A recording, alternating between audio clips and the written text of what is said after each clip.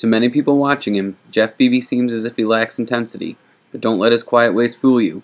What the Allendale senior lacks in words, he makes up for on the mat as he brought his undefeated record of 53-0 to the Palace of Auburn Hills to compete in the Division III 215-pound individual state championship.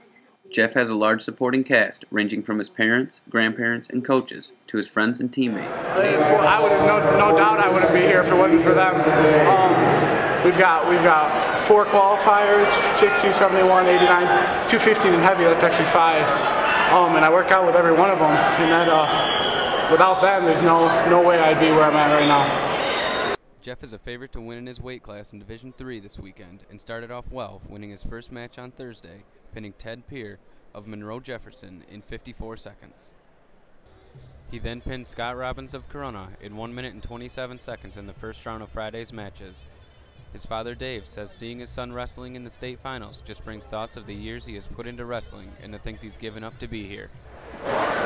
Obviously he's a solid wrestler, but just being good enough to be here, any of these kids have just given up an awful lot. Unlike any other sport, I think. I never wrestled, I played football, and to me there's no comparison, the effort you got to put in and the commitment, even if you're not a good wrestler, just to be on a wrestling team. You know, I got nothing but respect for anybody that is good enough to make it here. Jeff's teammate, Paul Heilman, has suffered numerous injuries, from 2 blown-out knees to a blown-out shoulder, but managed to come back and compete at the state championships. And he's finally, his senior year, comes back and qualifies for state.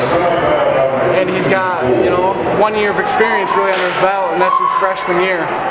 And I mean, I can't say enough about a guy like that. I'll tell you what, though, everything that you've seen out on the mat by Jeff, it's not easy.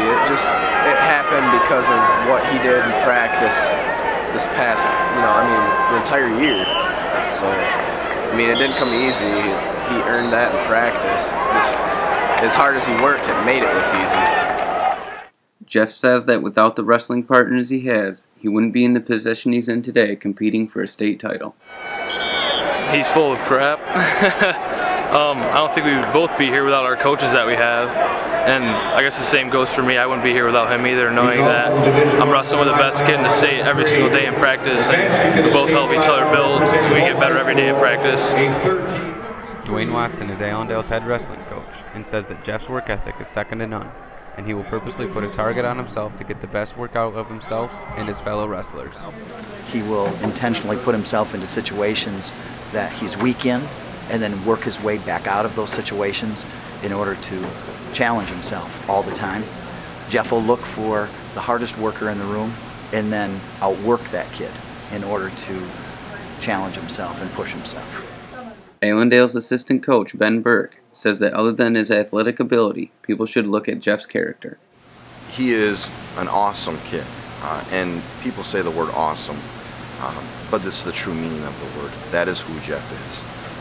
As far as the example in classroom, in the practice room, wherever, he's an excellent individual to look at for a role model, to be who he needs to be for everyone else, to try to be Jeff.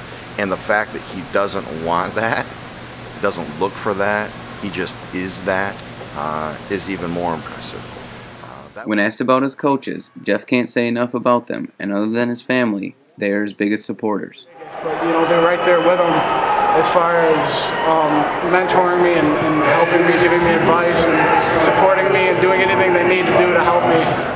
Michael Horning is Jeff's grandfather and said he teared up as his grandson walked out of the tunnel for the last time during the Grand March. I tear up a lot because not only for him, but for the other seniors that were on the team and the other kids that maybe didn't quite make it to state. In Friday's evening session, Jeff beat Donald Whitehead of Otisville Lakeville 7-0. He will now wrestle for the state championship against Mike Lazinski of Goodrich.